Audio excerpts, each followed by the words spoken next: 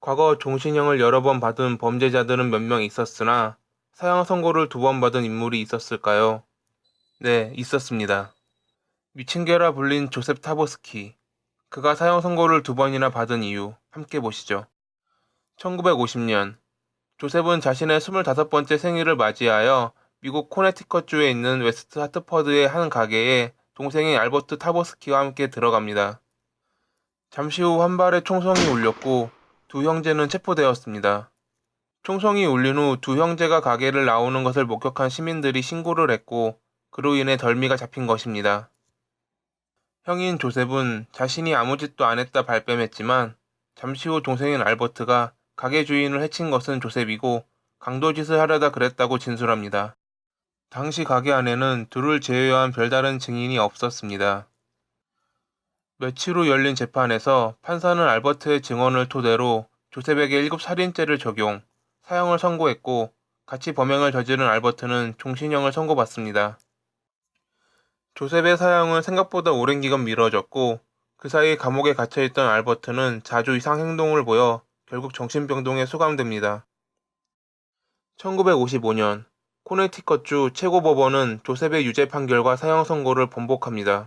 알버트가 정신병동에 보내졌다는 것을 알게 된 조셉이 그의 증언이 정신병에 의한 허위 진술이라 주장했기 때문이죠. 법원은 이를 받아들였고 실제 살인 장면을 목격한 이도 없는 상태였기에 1955년 10월 초 조셉은 결국 풀려나게 됩니다. 석방 당시 조셉은 인생이 갑자기 즐거워졌다. 앞으로는 주차 위반 딱지도 받지 않을 것이다 라고 웃으며 인터뷰했습니다. 그는 한 기자에게 살아있는 사형수는 언제 형이 집행될지 몰라 항상 두려움에 떤다며 그들의 고통을 줄이기 위해서는 사형 집행 대기 시간을 최소화해야 한다고 말했습니다. 그리고 자신은 절대 살인을 저지르지 않았으며 동생이 정신병을 앓고 있어 거짓 증언에 사람들이 휘둘렸기에 그동안 잡혀있던 것이라 말하며 자리를 떠납니다. 그렇게 그는 사회로 복귀하는 듯 했습니다. 하지만 예전에 알고 지내던 범죄자 중 하나인 컬럼비를 만나 또 다른 범행을 계획합니다. 맞습니다. 가게 주인을 죽였던 것은 조셉이고 그에게 총기를 공급했던 것은 컬럼비였습니다. 동생의 정신병동 행으로 운 좋게 그는 풀려난 것입니다. 조셉은 컬럼비에게 동생의 빈자리를 대신해서 같이 범죄를 저지르자 꼬드겼고 1956년 12월에 그들의 범죄가 시작됩니다.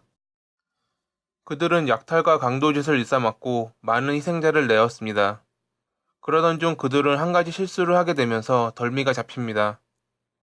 한 신발 가게에 들어선 조셉은 가게 주인인 프랭크 아디놀피에게 12사이즈의 신발을 보여달라고 말했고 잠시 후 신발을 가져온 프랭크의 눈에 들어온 것은 자신에게 총을 겨눈 조셉이었습니다.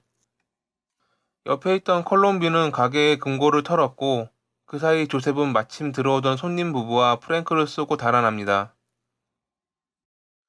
경찰은 운 좋게 살아남은 프랭크의 증언을 토대로 12사이즈의 신발을 신었던 범죄자 목록을 그에게 보여주며 범인을 색출해 내었습니다. 리스트에는 조셉의 사진도 포함되어 있었고 그를 알아본 프랭크의 증언으로 결국 조셉과 콜럼비는 1957년 2월 23일에 체포됩니다. 신문 과정에서 콜럼비는 강도와 살인 행각에 대해서 자세한 정보를 제공했고 1957년 6월 27일에 열린 재판에서 둘은 사형을 선고받습니다. 콜럼비는 자신의 자백을 받기 위해 신문관들이 고문을 했다 밝혔고 항소하여 미국 대법원까지 가게 됩니다. 후에 그는 종신형으로 감형되면서 자신의 모든 죄를 인정했습니다. 조셉 역시 항소했으나 법원은 이를 모두 거부했고 결국 그는 2번째 사형 선고를 받은 인물로 역사에 기록됩니다. 1960년 5월 17일 조셉의 형이 집행됐고 형 집행 전 그는 1950년에 일어났던 사건 역시 자신의 소행이라 자백했다고 합니다.